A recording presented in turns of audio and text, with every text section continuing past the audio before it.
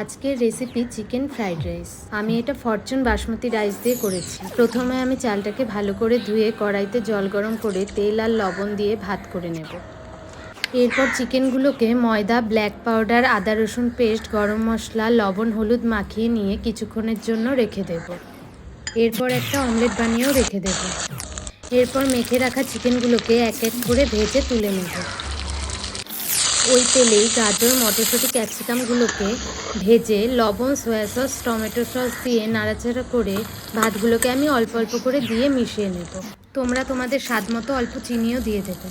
এরপর ভেজে রাখা ডিম আর চিকেনগুলোকে মিশিয়ে ওপরে একটু গরম মশলা ছিটিয়ে দিলেই আমাদের রেডি চিকেন ফ্রাইড রাইস। তোমরা এটা বাড়িতে বানালে আমাকে অবশ্যই কমেন্ট করে জানাবে যে কেমন লাগলো।